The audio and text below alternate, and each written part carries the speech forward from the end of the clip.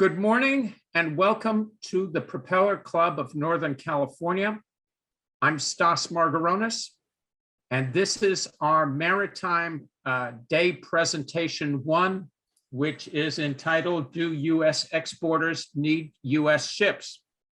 And our speakers today will be welcoming International President Jim Patti from the International Propeller Club of the United States, followed by Paul Snell, Chief Executive Officer, British American Shipping, Lars Jensen, Partner, Vespucci Maritime, Copenhagen, Bruce Jones, author To Rule the Waves, and Dr. Sal Mercogliano, Associate Professor, Campbell University, North Carolina. Thank you very much, Stas, and welcome everyone. On behalf of the International Propeller Club, I want to thank you and the Propeller Club of Northern California for putting this two-day webinar together. You have clearly attracted a stellar group of experts with the knowledge and experience to provide tremendous insight on a number of the key issues facing the maritime transportation industry. There's arguably never been as dominant a maritime issue as the ongoing discussion and debate centering on the shipping supply chain crisis. To many, this is purely a shipping issue, arguing that our efforts should be directed at achieving more government regulation and tighter controls over vessel operations. To others, the delays and disruptions have more to do with congestion in the ports and failure on the part of our government, at least until now, to enact far-reaching infrastructure improvement legislation that will modernize and expand port facilities, upgrade domestic waterway systems, and improve land-based transportation networks. And that our efforts should be directed at securing the prompt disbursement of funds so that work can begin on these projects. And finally, there is the question raised by many in the U.S. maritime industry, essentially the same question that will be addressed by your panelists today. Namely, to what degree can a stronger, larger, more viable U.S. flag shipping industry provide at least some measure of relief from and reduce the impact of future shipping supply chain disruptions and better serve not only exporters, but our economy as a whole. In March, speaking about the ban on energy imports from Russia as a result of the war in Ukraine, President Biden stated, the crisis is a stark reminder. To protect our economy over the long term, we need to become energy independent. Your panel today will help provide the answer to the question of whether President Biden's comments about achieving greater energy independence can and should be applied to the shipping supply chain crisis. Is it in fact a stark reminder that since U.S. flag vessels carry less than 2% of America's foreign trade, in order to better protect our economy over the long term, should we not decrease our reliance on foreign state-owned and controlled and flag of convenience shipping operations and instead become more reliant on U.S. flag shipping? The importance of a U.S. flag commercial sea lift readiness capability and American mariners for our national security and to support American troops deployed overseas is well documented. What is not discussed and considered to the same degree is the importance to our economic security of increasing the amount of U.S. foreign trade carried aboard U.S. flag vessels. Your panel today will provide an important beginning to this discussion, and I look forward to hearing from your panelists.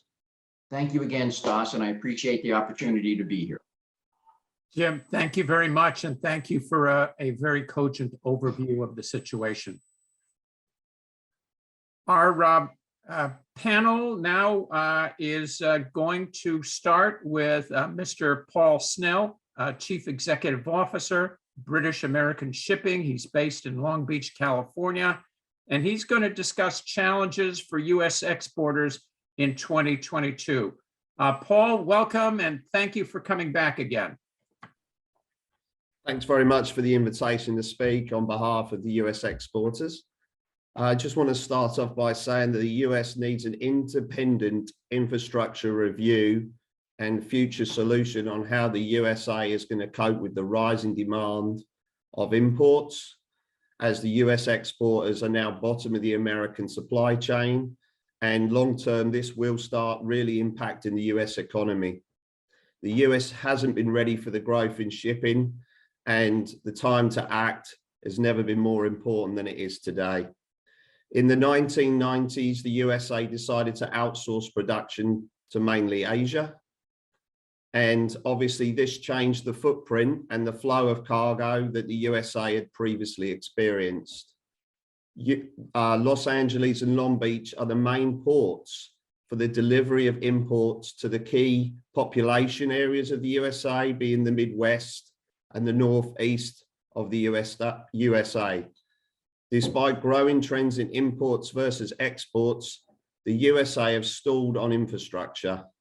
Ports owned by the cities do not tackle the rail network concerns, leaving a lack of on-dock rail heads.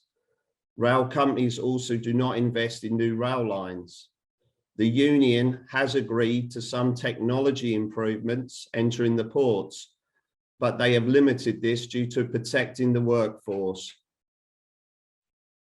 Vessels have grown in size and alliances are now sharing space. The problem with larger vessels are they're too large to fit through the Panama Canal, leading to an over-reliance on LA and Long Beach rail connections. US exporters face advanced cutoffs, delayed berths, insufficient terminal appointment systems, and missed sailings. Short receiving windows of 1 to 2 days instead of 3 to 4 days. Why is the US rail cargo not cut back? This is probably because the carriers only want to call large ports due to the increased vessels. Why are carriers and terminals not better managing the cargo mix to avoid terminal blocks?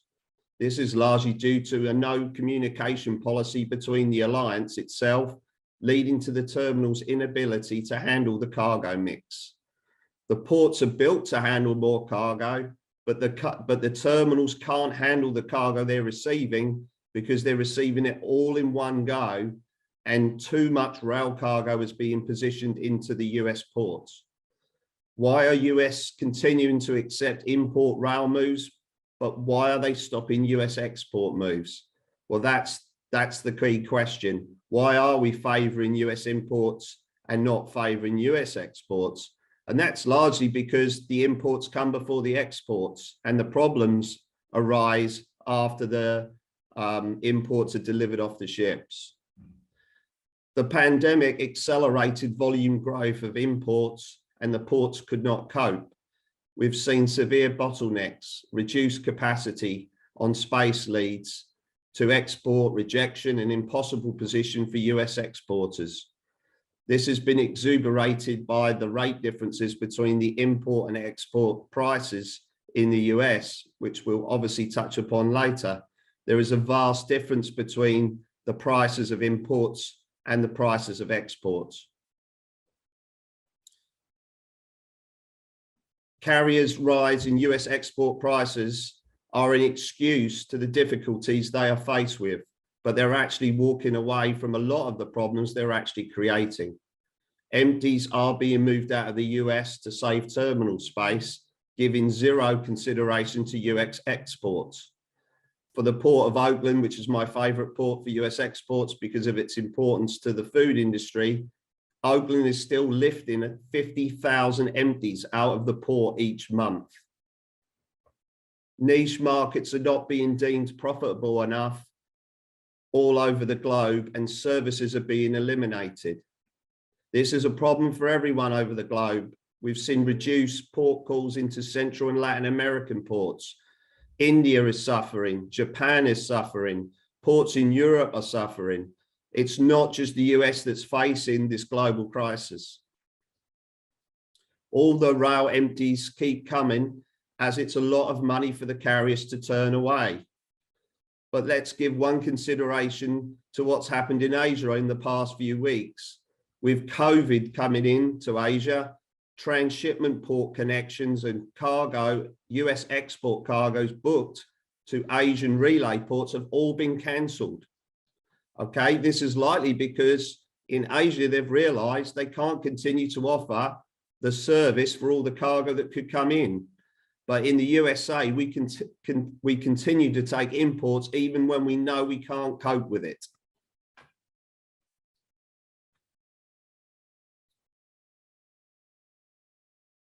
The USA seriously needs to look within itself, as none of the problems are going to go away anytime soon. Perhaps these are the best solutions for now. A combined US import and US export negotiation to bring services back to key ports. This needs to be a joint negotiation. We shouldn't forget, of course, that US exporters do have import cargoes too and are already paying those high freight rates. But it's very important that the US importers and the US exporters work together and demand that services return to key ports such as Oakland. US needs investment in an on-dock rail system. Many of the ports where there's congestion problems do not have on-dock rail facilities. Oakland and Houston being the two main ones. USA needs rail links between ports to help replenish empties, avoid bottlenecks, maintain chassis coverage, and support insufficient trucking networks. There is no rail link between Oakland and Los Angeles, which is incredible given the importance of cargo coming into Long Beach and Los Angeles and needing to be railed, okay?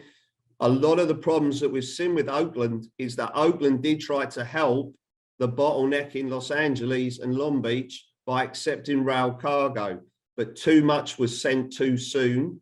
Oakland failed to be able to deal with it. The terminal became overrun and US exports were cut back. When the Oakland terminal tried to address this with the carriers deemed that Oakland was not sufficient enough to handle the rail and cancelled key port calls. The vessels that come to Oakland, perhaps we need a fit feeder system deployed that can connect cargo from Long Beach and LA ports. If we can't bring the vessels to Oakland, why can't we put smaller feeder vessels in to connect the cargo in Long Beach and Los Angeles so that we can maintain US exports? We need staging areas outside or inside the port, free of demurrages, to aid with the loading of US exports on vessels that still call the port of Oakland.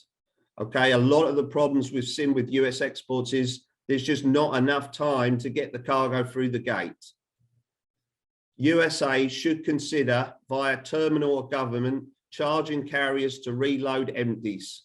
This is an environmental waste of time for everyone, and loading 50,000 empties out of one port in the US each month is just crazy. We need to produce more in the USA and import less, as we have outgrown our own infrastructure, and it's time for a drastic reset. USA exporters are willing to pay higher freight rates and are waiting for the big leap forwards in service, but the services are diminishing and it's getting worse and worse. That's everything I have to say today, Stas. Thank you very much, Paul. Some very cogent comments about our infrastructure, the need to look at some alternatives with on-dock rail, especially, and the problem of not being able to really switch out to smaller ports because they don't have the infrastructure. And my favorite is that there should be a feeder ship service between Oakland and LA and Long Beach to help shift some of the truckloads that are being trucked all the way up to Oakland at what was the trucking rate? What is the current trucking rate, Paul? The trucking rates, obviously, they're increasing more than the ocean freight prices at the moment, but to find truckers to actually move cargo between Oakland and Los Angeles isn't easy. There are a few people that will do it, but they want 3,000 containers a box to do it. But it's more of a chassis problem. The carriers and the terminals do not want chassis to be moved between Oakland and Los Angeles. So therefore, if you go and do a move between the two ports, you still have to return the chassis back to the original port. So this makes the price even more expensive.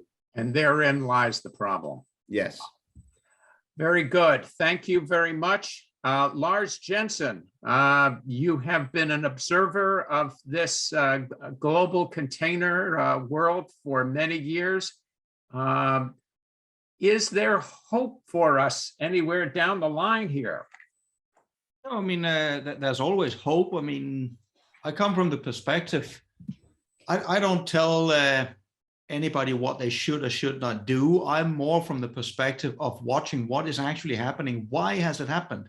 Because that often also tells us about the mechanisms at play. So if anybody wants to change the course of the future, it's important to know what forces that we're up against. And the first thing I want to put on the table here is the current mess is, from my perspective, this might sound provocative, to a large degree noise.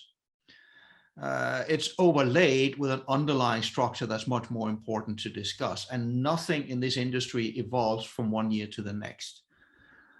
And let's look at the symbiosis, for example, between importers and exporters.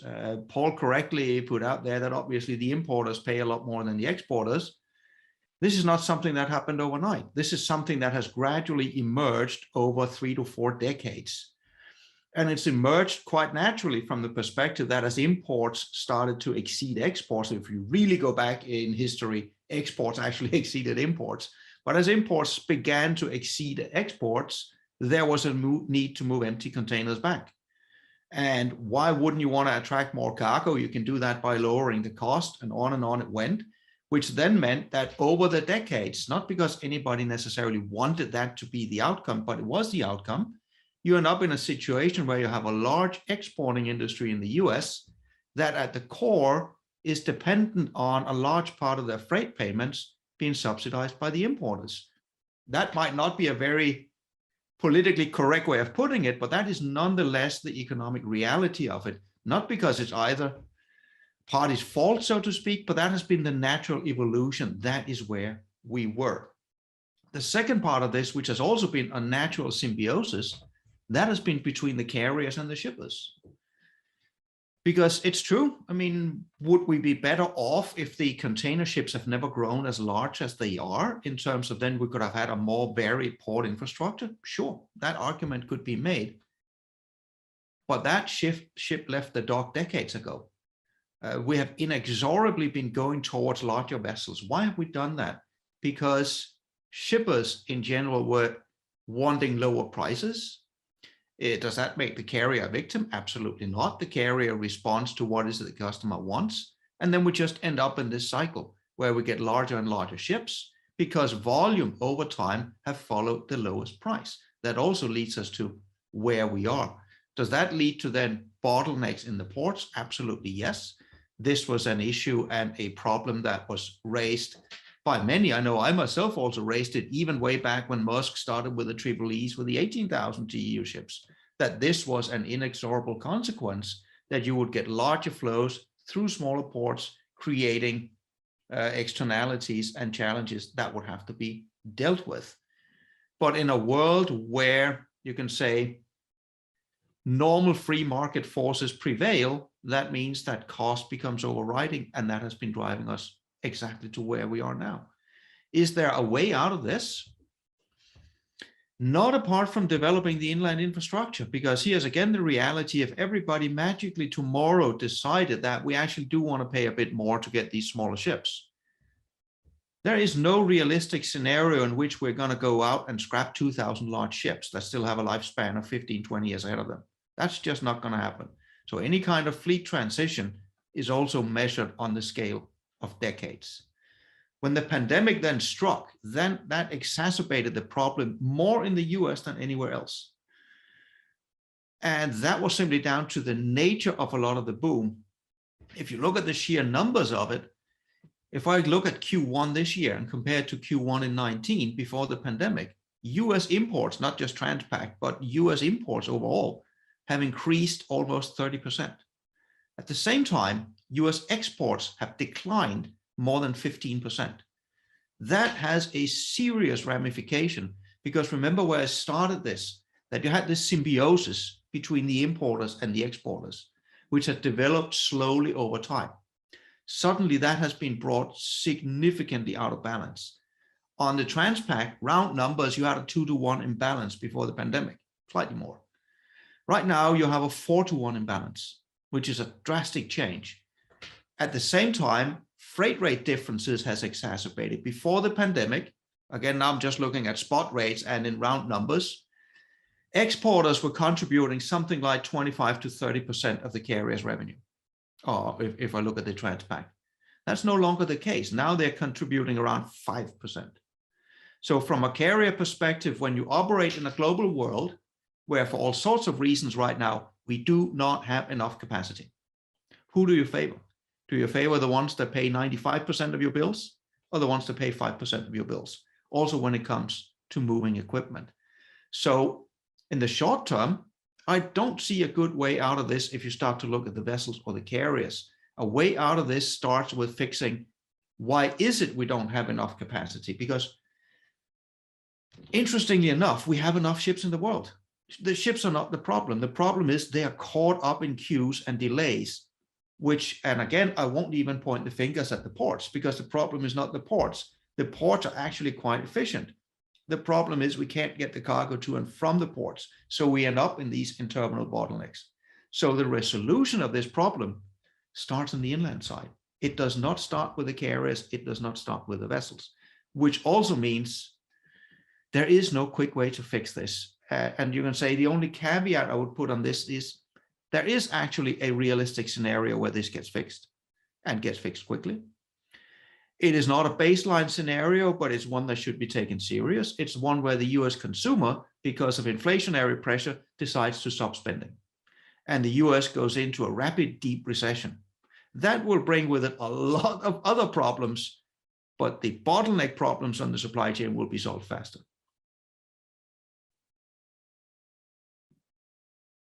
You are on mute, Stas. I'm a little flabbergasted. Of course, you know, that's not exactly the kind of situation that we would look for. But no, but if I just add a few more words, now I said this was not the baseline. In terms of the baseline outlook I see here is right now is quiet before the storm.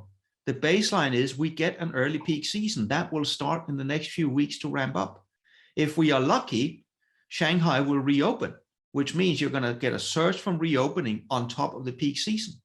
So the expectation right now is for a peak season, both on Transpac and for that matter on Asia, Europe and other key trades as well, is going to be just as challenging as it was last year. Well, that's not good news. Actually backs up a little bit about what Paul was saying earlier on, and I want to come back to that in our Q&A. But thank you very much for that, Lars.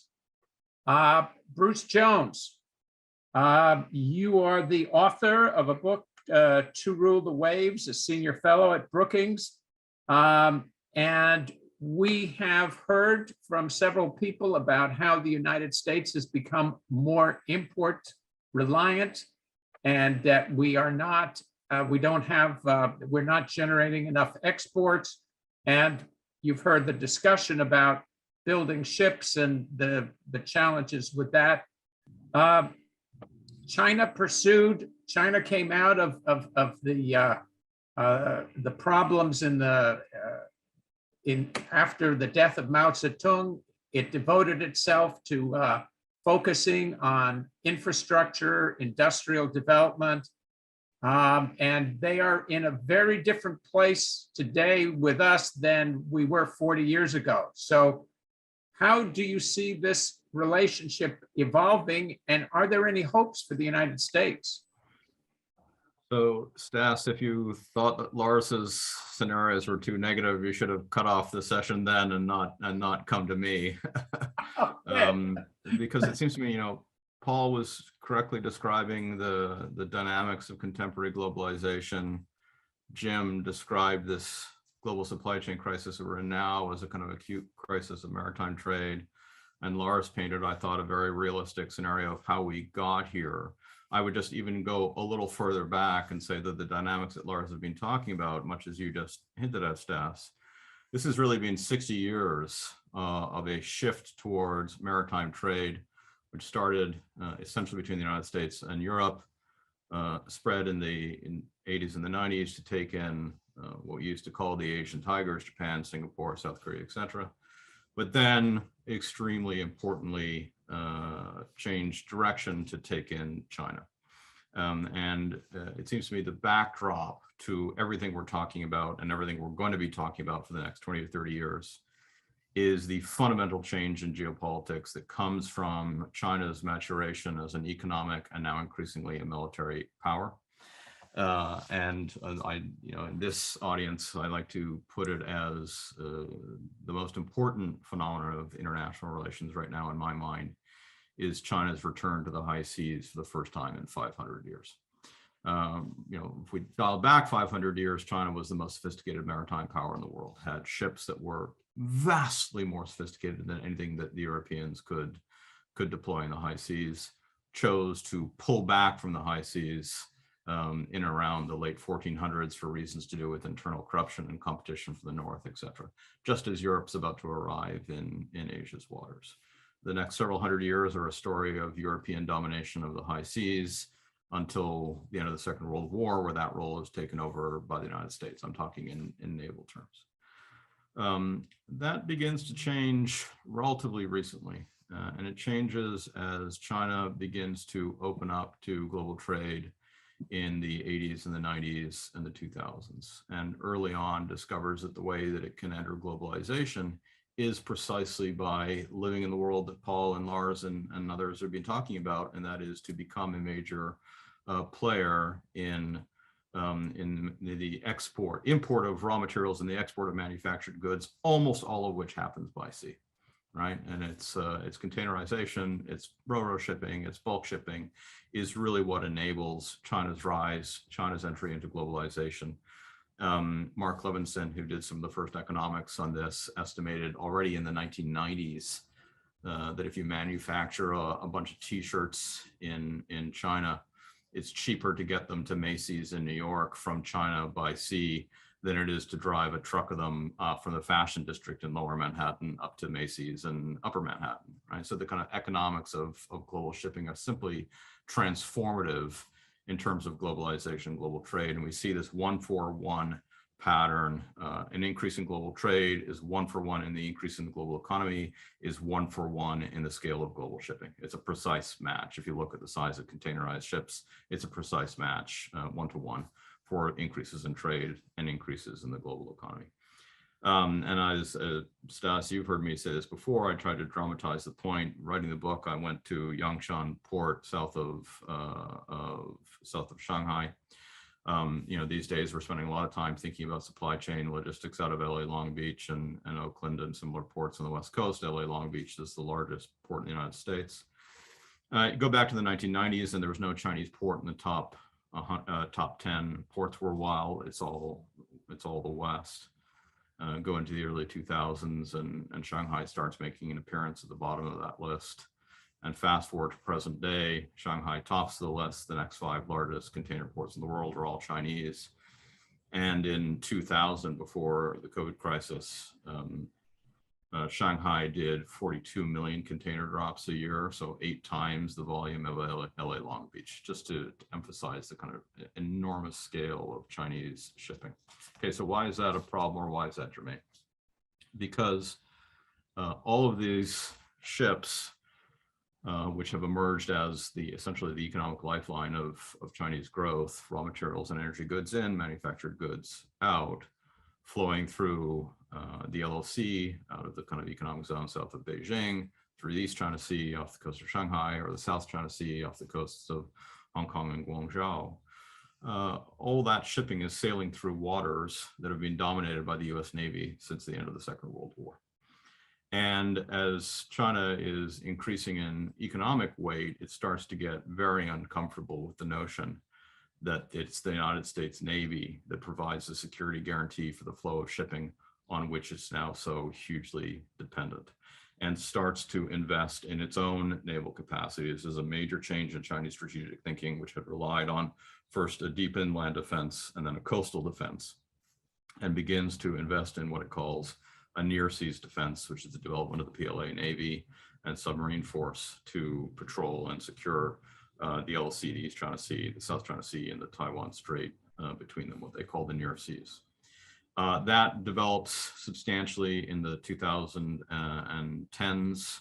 The United States makes a number of counter moves, and the Chinese, looking at their near seas defense, begin to think, well, it's one thing to have a near seas defense, but what if the United States wants to reinforce their posture in the near seas? So what we need is a far seas defense and what they call a counterinsurgency strategy. In other words, a strategy to stop the United States and or its allies from reinforcing their naval position inside the near seas, and begins to develop both a shipbuilding program and a base acquisition or a port acquisition program to lay the foundation for a global blue water navy.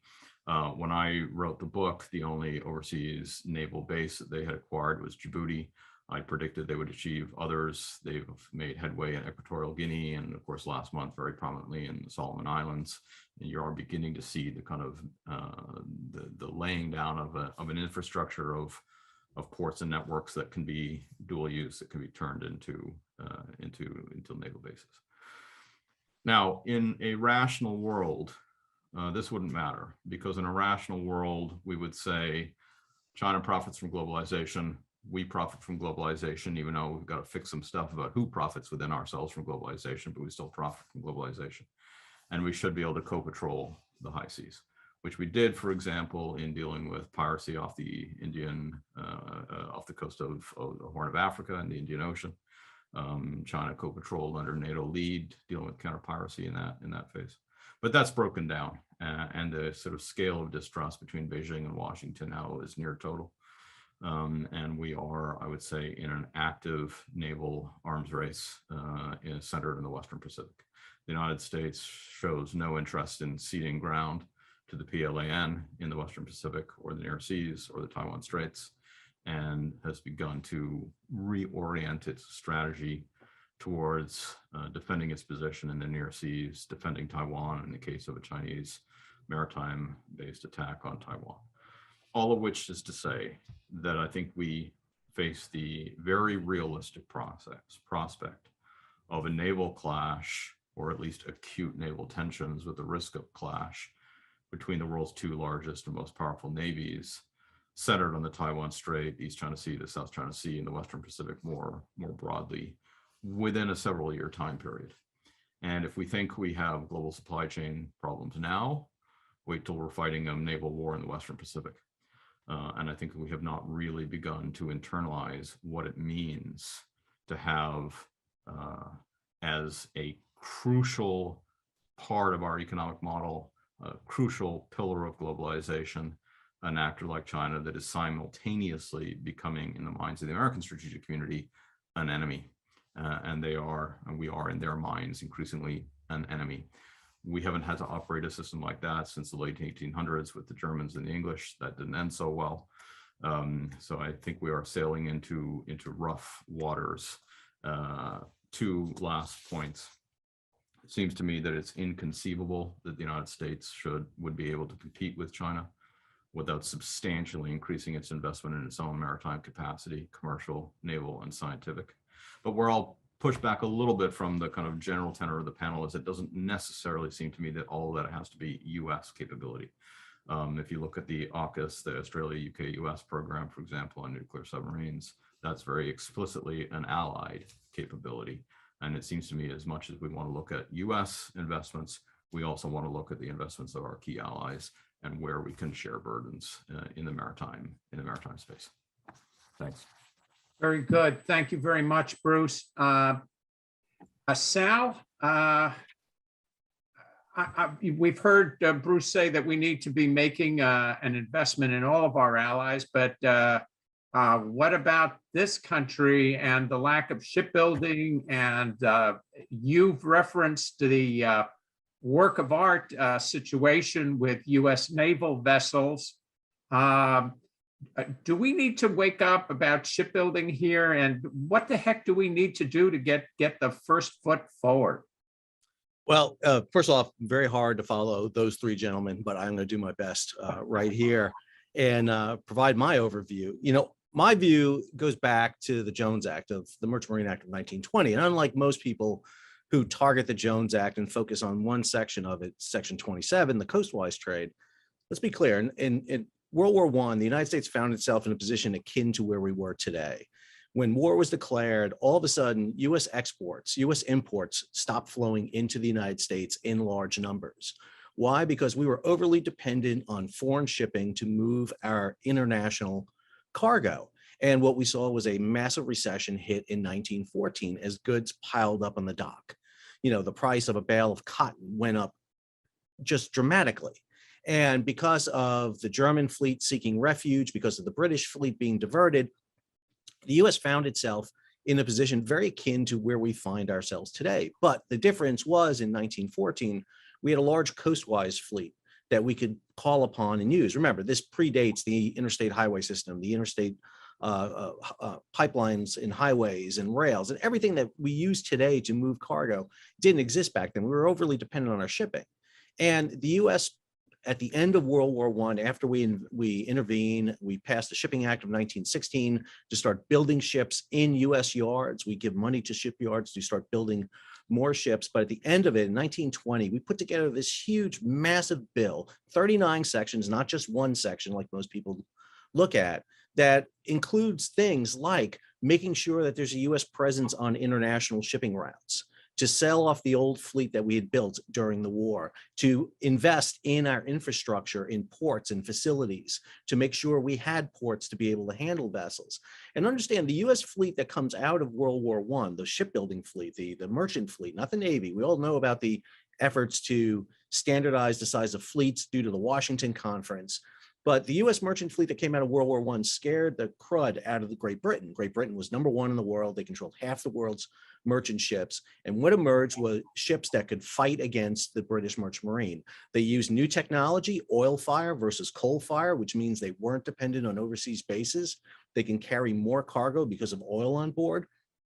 They represented a new technological threat in the way they were able to operate and exist out there. And again, one of the things that's happened over the past 100 years is that US maritime policy has been slowly had the legs knocked out of it. Until now, we're resting largely on 3 legs: the cabotage, the Jones Act, as everybody refers to it today, cargo preference, and what money the US government gives to international carriers under the Maritime Security Program. You know, but this program had 20 legs and now we're down to 3. And that's the problem if you knock any one of these legs out right now. Fast forward to post-World War II. Post-World War II, there's a lot of differences. My issue I have largely with why we don't have a national maritime strategies today is because we equate maritime with Navy. We have lots of Navy strategies. Matter of fact, give it a day, we'll have another Navy strategy come out. One of the things we've been missing is a commercial strategy to go hand in hand with that naval strategy. If you look at what China's doing, to go back what Bruce wrote about, China has a hand-in-hand commercial with naval strategy, Belt and Road, whatever you want to call it. They have that strategy that is in place. The US doesn't. And matter of fact, not only does the US not have it, it has done a lot to, #1, I would argue what Lars was talking about, promote global trade around the world. There's no doubt that post-World War II, one of the things that the US did was surrender its dominant position at the end of World War II. It basically gave away ships. It gave away shipyards. It gave money under the Marshall Plan to rebuild shipyards around the world. It gave away ships under the Ship Sales Act of 1946. And one of the things that we've done consistently throughout this, especially that post-war period, is promote open registries. The Panama, the Liberia, the Marshall Island registries were direct results of the United States. And at the same time, we have slowly but surely diminished the ability of the United States to participate in many ways. We adopted a lot of new technology. If you look at the new technology since World War II, excuse me, you see it in the United States: Ro-Ro technology, LASH, CB, LNG technology, a lot of containerization, probably the technology, were all really derivations out of the United States. But one of the things that the US failed to do was invest in that. And one of the reasons I think of that is very simple, is there's a bifurcation post-World War II from the Navy and the commercial side. And that continues to this day. The Navy and the commercial side do not see each other. If you look at the 3 largest builders of ships in the world today, China, Japan, and Korea, That's the exact opposite. They have both large navies for their size and scale and pretty sizable merchant marines. COSCO is the largest commercial shipping line in the world out there today. The Chinese merchant marine, if you add the Hong Kong flag into it, is second largest in the world behind Panama. And the US does not have a strategy to put those two things together. And the perfect example of that is if you look at the Department of Transportation, excuse me, sorry, I was getting over a cold, Department of Transportation, where you have four heads, what I call the four horsemen, the heads of the aviation, road, rail, and maritime. The Maritime Administration just got its new head, Admiral Ann Phillips.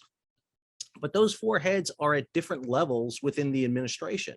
They're not the same. They don't have the same power, and they don't regulate the industry in the same way. You would think those four elements would be under the Secretary of Transportation to be able to serve as a quartet to provide information and advice, but they don't. Look at the amount of money we just invested, or allocated, I should say, for port infrastructure. How is that being doled out? Is there a plan put forward by the United States? In 1920, we had a plan. We had this plan to ensure we had ports and infrastructure to handle the movement of cargo, because that was a big tipping point. The US was shifting from a rural population to an urban population. We were shifting from an importing population to an exporting population. And so there had to be infrastructure. But again, we don't do that very well. What is the plan for investing in the ports? Are we going with the four corner strategy? Are we going to build up LA, Long Beach, Houston, Savannah, New York, New Jersey? Or are we going to go to the small ports? There's no coherent strategy for that. MARAD, which oversees these grants, really is just evaluating grants without really thinking about the larger strategic picture. In 1961, what had existed as a unified agency, the Maritime Administration and the Federal Maritime Bureau, were separated. You created the Federal Maritime Commission. And now you have a separate commission that oversees international shipping, while MARAD's job is to promote the maritime industry in the United States. And I would argue those two things are at odds with each other, and they lack the ability to do either one very well. Look at the recent legislation coming out from the US Congress, the two Ocean Shipping Reform Acts, one from the House, one from the Senate. They're aiming to, first time since 1998, pass some sort of marine legislation, except in this case, they're trying to enforce legislation, whereas the 1998 and the Shipping Act of 84 lessened it. And don't be wrong, Lars can talk eloquently about the fact how much we have benefited from low freight rates and the deregulation of the ocean shipping industry. But remember, what the 1980s saw in the United States was the great shakeout. As Rene de la Padra said in his great book, The Rise and Decline of the US Merchant Marine in the 20th Century, you saw the fall of the big shipping companies. US Lines, eventually Sealand, APL, all the big lines kind of go away, likes, all disappear. And instead, what we see today is just a core of that old US fleet left, 180 vessels, about evenly split between international and Jones Act coastwise trade. And what I would advocate for and talk about here is the idea that we need, again, education out there beyond those in the Propeller Club and those who are watching this. Most public don't know it. I think this past 2 years has been eye-opening to many people about their dependency on the supply chain. That's the only reason I can come up with why anybody follows me on YouTube, is they were interested all of a sudden in understanding the supply chain. And I think we're missing that opportunity to do this. Again, the issue becomes back to what Bruce talks about, is if we're going to become into a peer-to-peer confrontation, most people going to Walmart do not care how their socks got to Walmart. They don't care if they got shipped on a Chinese vessel, Japanese, Panamanian flag, they don't care. But who does care is the Marine sitting on the first island chain, knowing that he's got a US ship coming in. To talk about what Paul was talking about, to create that service between LA and Long Beach. That was an issue post World War II. The Maritime Administration realized we needed to promote shipping 5 years after the greatest shipbuilding program in all of history, and they pushed through the Mariner program. 35 C4 ships built by the US government, leased to US companies to use. And they created an active reserve fleet. We're dealing with recapitalization of the reserve fleet right now. Just had a big, huge test of the reserve fleet, and they activated ships from around the United States to go. Meanwhile, one of those reserve ships coming back from Europe is broken down right now in Bermuda, trying to come back. And it demonstrates the problem with the US relying on 40-year-old ships. Countries need active merchant marines. They need them. By no means do we think 100% will be carried by a US flag. However, one of the things that the British learned in the 1980s was how essential P&O ferries was to them to be able to go down to the Falklands and support that. Now we see P&O ferries reflagged under Cyprus, crewed with Indian crew member, and no longer part of their domestic fleet. So I think there's a lot we can learn from the history. And the real question is, what does the United States want as its strategy and its goals going forward? Thank you. Thank you very much, Sal. And I think that leads us again to the question of where do we go from here? And Bruce, you've got your hand up. I think please go ahead. I don't know if you guys do the 2-finger rule where you just want to inject something, but that's my virtual equivalent. I thought everything that Sal just said was fantastic. I just wanted to add a dimension because you correctly pointed out that we don't link our naval and our commercial strategy. I want to add a third dimension, which is scientific. The United States still has by far and away the largest complex of ocean sciences institutes and capabilities. It's been an important part of our leadership internationally and in maritime domain, but we're letting that slip. We haven't invested in that in years. China is building ocean sciences institutes as fast as they can do so.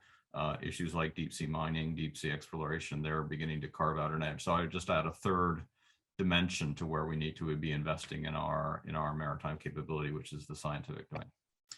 And if I could just build on that one quick thing, Stas, we're at the cusp of a new technology issue with marine propulsion, with decarbonization, with perhaps we're at the limit that our cargo systems can handle the movement of cargo. 1956 with McLean revolutionizing containerization.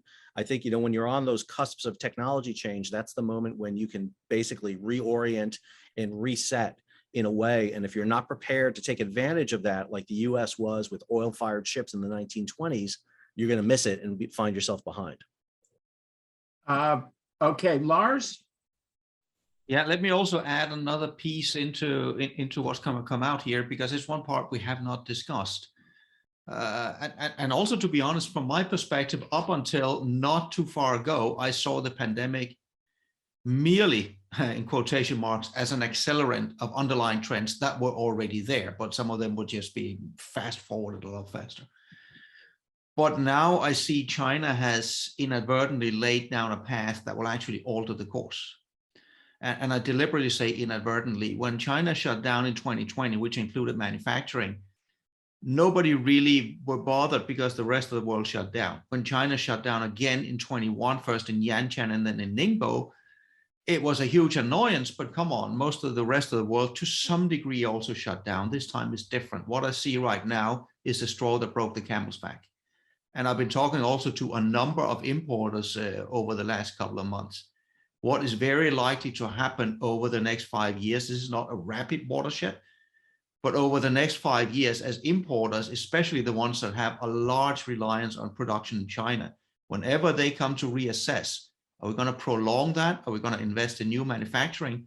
Or are we going to diversify, putting a larger portfolio of our production somewhere else than China? That is going to happen, not because of COVID itself, but because of the demonstration they're getting now. They can't necessarily rely on the Chinese government to make decisions that is in their own interests. Here, I mean the importers' interests.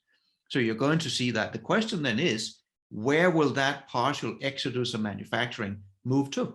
Is it going to be cost that's going to be dominant in that decision process? In which case it will stay in Asia, it will go to Southeast Asia, it'll go to Bangladesh, it'll go to those locations. Or will it more be concerns, as Bruce is putting up, about national security and where the next conflict areas, in which case it could actually be pushed all the way back over to the Americas or closer to Europe? That remains to be seen what the importers will put in. But the way I see it is the actions in China, especially here in 2022, that was basically that was a bridge too far. You're going to see an exodus, definitely not of all manufacturing, but of a lot more than otherwise would have happened over the next 5 years. That's very interesting.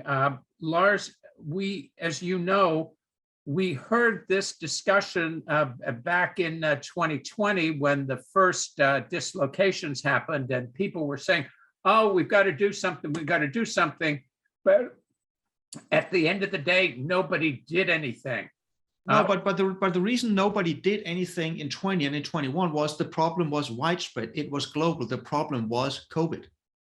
Okay. Now the problem is not COVID. The problem right now is the deliberate policy chosen by the Chinese government. Of course, that's triggered by how they want to handle COVID, but that is different. Right now, China has chosen a completely different path than the rest of the world. And why does that justify what you're talking about? Is somebody... Because for a lot of the importers, I mean, they have had a crash course on what does supply chain resilience actually mean over the last 2 years. Too many of them were too infatuated with just-in-time logistics prior to this pandemic. But what they have also learned as part of that crash course is supply chain resilience does not only hinge on ships and ports and trucks and rail, it also hinges on the manufacturing location itself. Thank you. That's very well put. Thank you very much. So, Paul, where does that leave our exporters? As we know, we've been hearing the stories about the almond growers having stockpiles of almonds that are not going anywhere. The UC Davis report came out in December that said that US exporters, California exporters, had lost $2.1 billion.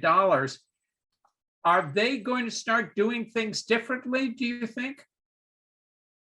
Well, I think they're looking at what they can do, and there's just so much confusion. There's so much analysis going on internally in these companies on how they're going to ship their freight out. They're doing internal studies on whether they can use alternative ports.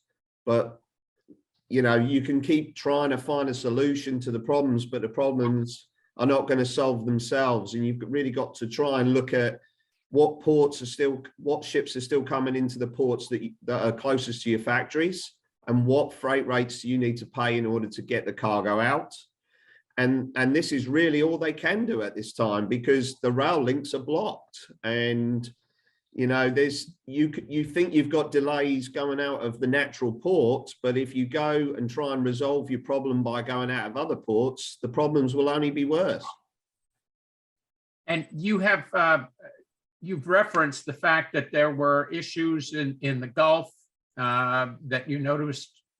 Well, the Gulf's bad because, well, Houston, I should refer to Houston. Everybody's tried to drag cargo into Houston.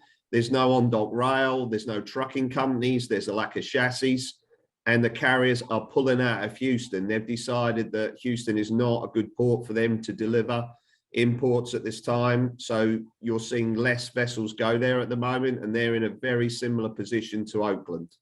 Okay, very good. Yeah.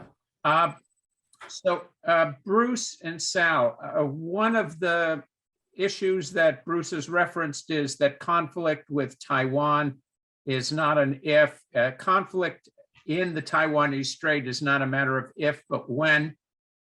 One of our national security concerns, apart from the fact that Taiwan has been a longstanding ally, is that Taiwan Semiconductor Company is a major source of leading edge semiconductor technology, and its loss or dislocation would have serious repercussions to the United States. And we've already seen that in the last year with the semiconductor shortage that impacted all sorts of industries. Do we have any sense that we are going to start looking at relocating critical production in the United States? I know that TSMC is building in Arizona, but are we anywhere near getting serious here? And Sal, you pointed out the problem that, number one, there's a conflict with investment between the commercial side and the Navy. And that has led to a real problem in terms of shipbuilding because we're not cost competitive. And we just discussed that earlier with Bo about what we would need to do. But also, the Department of Transportation does not have the money and the resources to back some of the things that need to happen. So if Paul is correct, that we're not investing in that kind of infrastructure, is there any light at the end of the tunnel here? Well, I'll jump in. I mean, I'll say this. I mean, I think the administration is pretty serious about trying to get TSMC to put 2 foundries in the United States. They've got congressional money behind that, et cetera. I think the incentives for Taiwan are mixed here, right? I mean, from the kind of corporate leadership of TSMC, it's a good idea to have a second manufacturing hub. From the Taiwanese political leadership, if the most important dependency the United States has on Taiwan is high-end computer chips, why do you want to reduce American dependency when you're preoccupied by the question of whether or not the United States will actually come to your defense in the case of a Chinese invasion, right? And we maintain this posture of what we call strategic ambiguity about whether we will or we won't. I think it's highly likely we would. But if you're Taiwan, you want to put some serious bets on the table that we will, and one of them is by maintaining a dependency on chips. So that's a tussle now between the corporate side of TSMC and the government. But I think the broader point is that, well, I'd make it 2 points here. One is that not just this administration, but the previous administration as well, and in Congress, the overall concept around delinkage from China is to do what they call small gardens, high walls. In other words, take a very, very limited set of issues, so high-end technologies and a couple of other key issues where we're worried about our overdependence on China, and invest in onshoring or allied shoring, or getting ourselves out of the Chinese market. But that's not going to do a damn thing about inflation. That's not going to kind of remotely tackle the kind of complexity across the entire supply chain if we were to sail into a deeper crisis in the Western Pacific. And to change that requires a major untooling of existing supply chain patterns. That, in my mind, can happen 2 ways. It can happen by industrial policy at great expense. This is not a country that's very good at industrial policy historically, and I don't see a ton of appetite in the American public to take that expense. Or it happens by the market, and it happens by the market creating new opportunities for low-cost producers outside of China. And to my mind, that is then a ports issue, because the ones where that can really happen at scale, Indonesia and India in particular, don't have anything like the port infrastructure to make that happen. India has exactly 1 port in the top 25 in the world. Imagine if India were to kind of open up to globalization in the same way that China opened up to globalization 30 years ago. You could really take a lot of manufacturing to India, but you can't get the stuff out of India right now. I mean, there's just massively lacking in the kind of maritime infrastructure to do that. So we have this kind of hardwired set of infrastructure that really does sort of lock in Chinese supply. If we can move the manufacturing base, we still need to have a logistics base, and that just doesn't come overnight. That's going to take a lot of investments in ports and shipping and other kind of networks. And we haven't really begun to do any of the serious homework around that stuff. Just okay. Maybe at the margins. So Sal, we have a renewed NATO interest as a result of the war in the Ukraine, and both Finland and apparently Sweden are going to be joining NATO.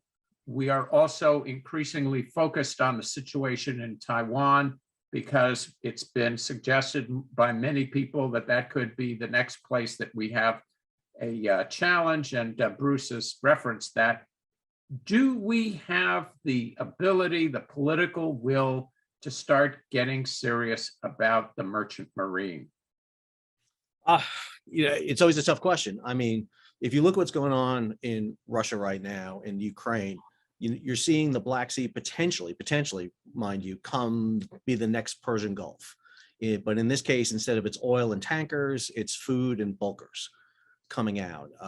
Does the Black Sea devolve into this attack like we saw with Iran and Iraq in the 80s, where Ukraine and Russia are targeting each other's vessels. In this case, the grain ships coming out of the Danube and Constanta in Romania versus the oil carriers and bulkers coming out of the Kerch Strait and Novorossiysk.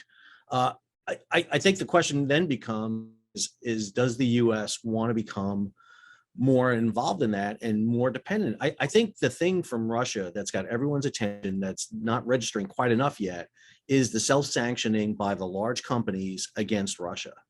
You know, Maersk, Hapag-Lloyd, CMA have foreign policy implications now that they basically blacklisted Russia and stopped trading with them. And what happens should Costco do that to the United States, for example? And, you know, a few years ago, we saw an example of this with Maersk lines taken out by a cyber attack. It didn't register very high in 2017 because there was excess capacity, so that the cargo that was stuck on the Maersk ships was inconvenient, but there was other tonnage out there. Today, when you're at max capacity and there's no other capacity out there, if all of a sudden Costco takes itself off US trade, that has a massive impact. And go back to what Bruce was talking about with the Chinese and Taiwan. You know, I think the Chinese are looking at what happened in Ukraine and, you know, should they invade Taiwan or should they do what they've done with Hong Kong and slowly integrate Taiwan into their economy? Who's building evergreen ships today? It's China. You know, that's the thing that China worries about more is interdiction of its trade than anything else. Why is it developing alternative routes? If the Malacca Straits is closed to them by Singapore or Vietnam, or the Indian Ocean is closed to them by India, they have alternative routes being developed, you know, through the South Pacific, around the Drake Passage, through the Panama Canal, and even through the Arctic if they need to. They're continually looking to make sure that they don't. You know, one of the biggest things we're not talking about was the closure of the Chinese overland rail network to Europe that they spent huge amounts of money investing in. And now with Russia shut down, they've lost out on that. That was going to be a big backfill for them. We saw this when Ever Given went sideways in the Suez, how Russia was advertising this route. I think we need to be very careful going forward in not having the redundancy big. You mentioned something I say at the very beginning. You mentioned at the very beginning, you know, when we're only building 1 or 2 merchant ships a year, that's not going to be competitive with nations that are building 40% of the world's merchant ships like China. You know, buy an F-150 from a dealer and then go build your own F-150. Guaranteed the one you built is going to be a lot more expensive, a lot longer to build than the one you're going to get off the assembly line. And when you're only building 1 or 2 ships a year in the United States, those are works of art. They're not ships because they have to be sourced and built. And until the US can get serious enough about wanting to build ships, this is why when you compare the cost of an American merchant ship versus a Chinese one, it's apples and oranges. You're comparing one ship to 50 ships being built across that number. And, you know, the thing that's going on right now with Russia and China is the issue that we may not be operating under a free market capitalism system anymore, but China may be working under the old 16th, 17th century mercantilist system and operating in that way. So again, we got to think then what's important for us. What's the backup we have should our trade be disrupted, much like it was back in 1914? Thank you, Sal. Lars? Yeah, no, just prompted by Sal here. Sorry, you got muted. Lars, you're muted. Well, I think we are both touching the button at the same time. That's probably what went wrong, but let me jump into it again. No, I mean, to Sal's point, I mean, if US wants to be more self-reliant, sorry to be the spoilsport, but that's not going to happen. Just a few numbers. I mean, I was just looking it up here in the Department of Transportation. You got 61 container ships in foreign trade. We got 6,000. Now, it doesn't have the tonnage numbers here, but US ships are much smaller than the overall average. So in reality right now, you have probably 1/500th of the world fleet. Even if you throw billions and billions of dollars at it, you would barely make a dent in that. So realistically, you are not going to be self-reliant on US ships. That is just a fallacy. However, and this was a new word to me, kudos to you, Bruce, because I had not heard it before, but I like the word. Allied shoring rather than near shoring. And that's probably what would be more realistic to talk about in this context as well. Interesting. And I agree with that. I think that that's, and I think that we're in that situation. Lars, oh, there you are. I think we're in that situation already in terms of the sanctions with Russia, with the arrival of Finland and Sweden into NATO, that we are beginning to start seeing that we have got to work together. And now, let me ask you. But just on that one, I mean, I don't even see it as something you need to begin to do. That is already de facto. I mean, US relies on allied shoring for a lot of your shipping. You depend on Danish shipping companies, on German shipping companies, French shipping companies, all of whom are definitely allies. So a large part of this is already in place. Lars, what about fuel? We are about to go into a new generation of fuel. Is that going to create opportunities for? Absolutely. I mean, and now I don't want to go off on a very, very long rant here, but what I see is the industry, and there is an opportunity. This industry will decarbonize, and it will do it as quickly as possible. And to be slightly cynical, not because they care about the environment. Sure, the environment will benefit. That's not the driver. If you decarbonize, the only feasible path is because you then rely on green fuels, which means electrofuels. So fuels you can produce independent of the energy source. So I can make green fuel from wind or air or nuclear or burning coal. I don't care as long as it's energy. So decarbonizing is the same thing as being independent of the energy source. That is also from a strategic perspective, incredibly important. The next thing, that is why I think this is going to go rapidly. That's economic self-interest. It is very expensive. And if you do it rapidly, you will dramatically raise the barriers of entry for new competitors to come in. So it's in the container line's own self-interest to not only do it, but do it as quickly as possible. I don't see the shipping industry here, no, container shipping, I usually don't deal in tank and bulk, but I don't see the container shipping industry as the ones holding back. What is going to hold this development back is the fuel providers. How quickly can we establish facilities to actually produce the necessary fuel? And that then boils down to, in very many cases, national strategies. How are different nations going to go about doing this? And Maersk has made a major investment in methanol. Is that a short-term? Yeah, I think Maersk's investment here serves a good purpose, because it sounds like a lot. I mean, they are building some of their green methanol ships. They made agreements with 5 or 6 providers to provide them 700,000 tons of fuel a year. That sounds like a lot of fuel. It's not. I mean, we're going to need something like 800 million tons of fuel a year. And that's before we start to take into account we're going to need it for airplanes and all sorts of other stuff as well. So again, it boils down to, it's a very good starting point, but the bottleneck is the production. And the production of this very much, again, goes back down to what are the national strategies? How independent do the different countries want to be in the future? Because most countries in the world, if they genuinely want to, can produce this fuel over time. Not right now, obviously, it takes time. For some countries, they're naturally endowed with that. Might be a lot of flat space and a lot of solar power. Some might get windmills. And for a lot, it becomes a relevant discussion. Do you want to build out more nuclear power plants? That is going to be a very real discussion. Very good. Do I have any questions from the audience? We've been hogging the conversation here. Does anybody want to raise their hand in the audience who's got any questions of our panelists? I'm going to go once, twice, 3 times. Anybody? Evie? Well, I didn't raise my hand, but I'll make a couple comments and just say, any good news? And I really took to heart what Paul said, that a lot of problems will not solve without some effort. So, the saying, if there's a will, there's a way. And honestly, it's going to depend what the US wants to do. Do they want to be global? Or are we fixated on very short-term quarterly profits, and we don't have a long-term strategy?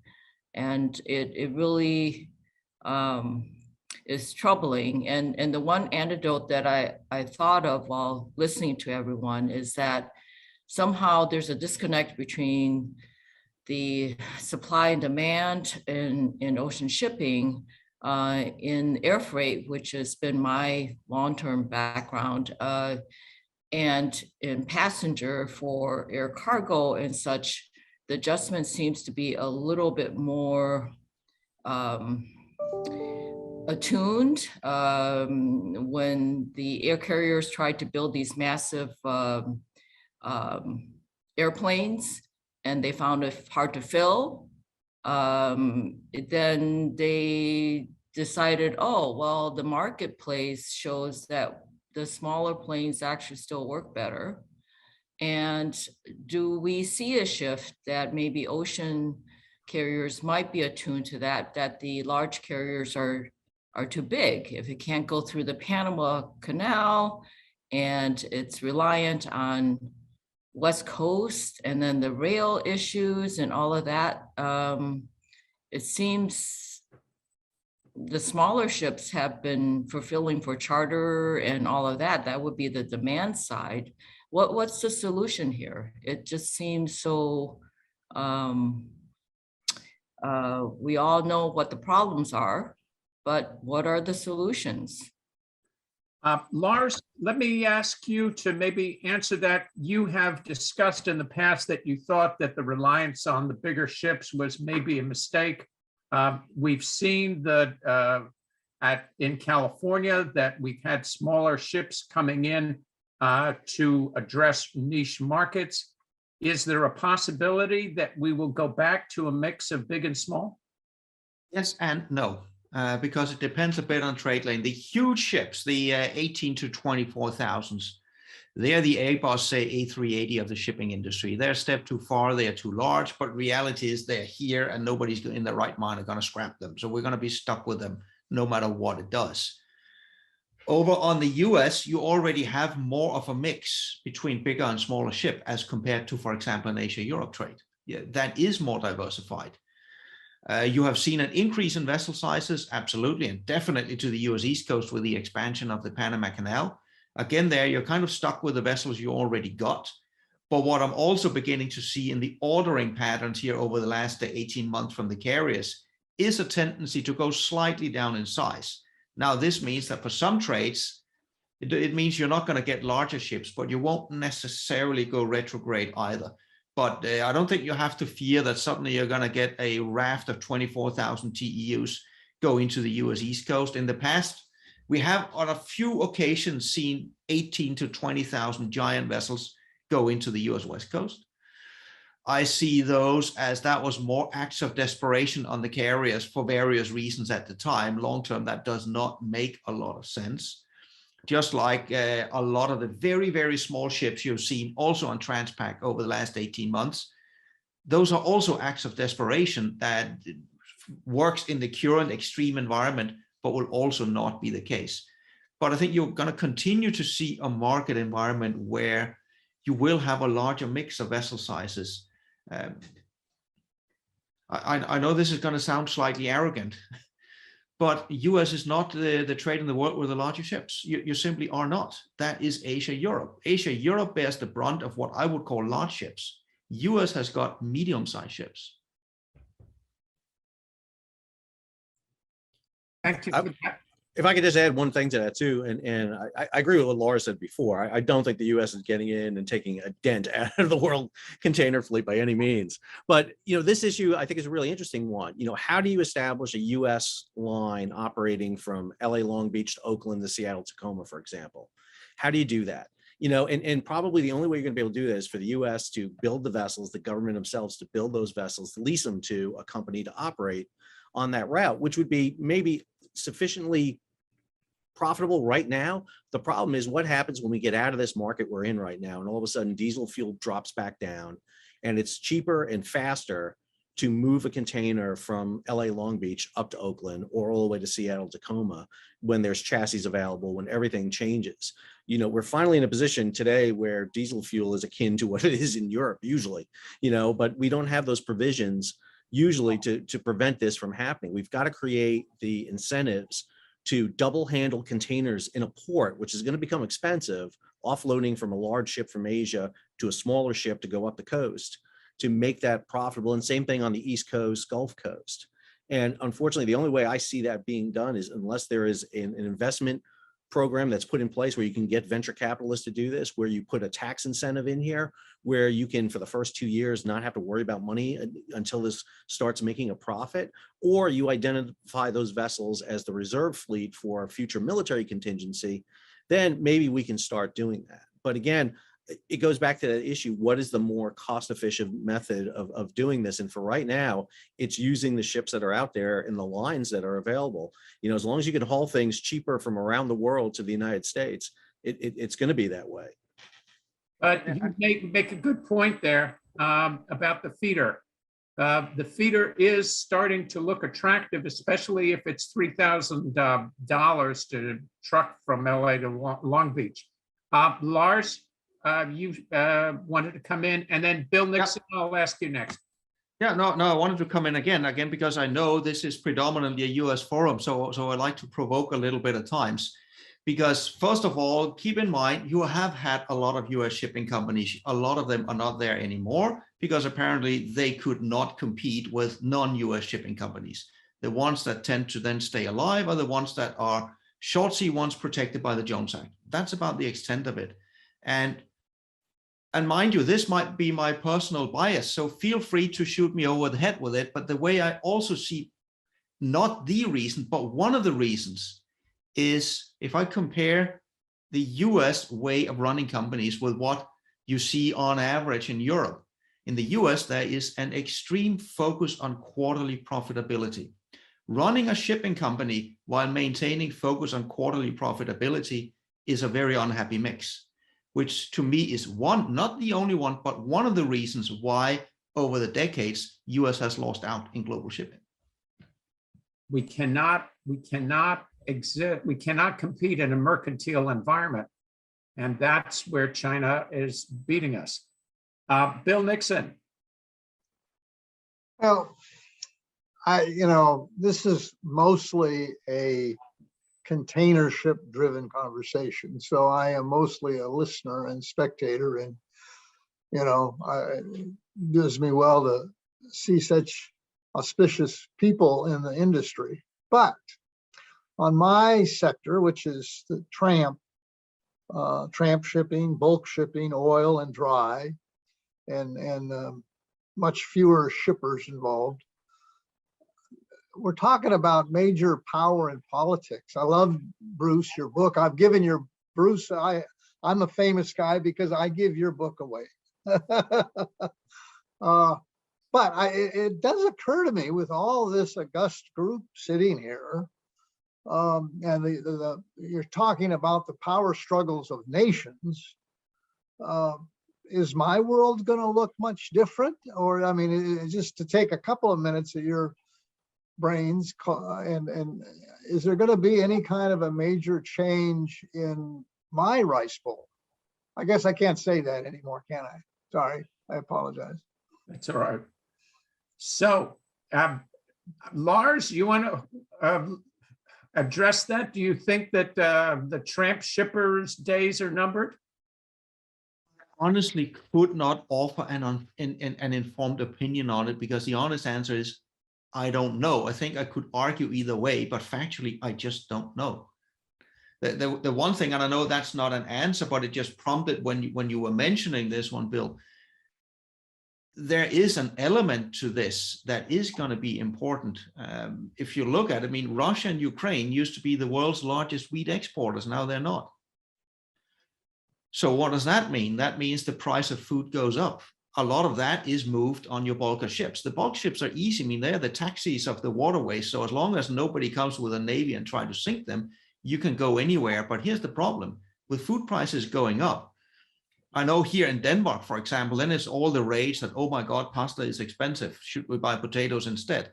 But that is quite literally first world problems. We got many nations around the world where people will be unable to actually buy enough food, which in itself always leads to the same thing. It leads to internal strife. It leads to civil wars. It leads to much more disastrous scenarios.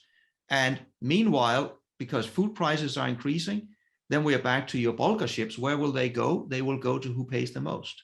And that will again be in the most wealthy nations around the world, further exacerbating that we might see more turmoil in parts of the third world. So let me ask you, Paul, does the U.S. have a capacity to increase its export of basic food products?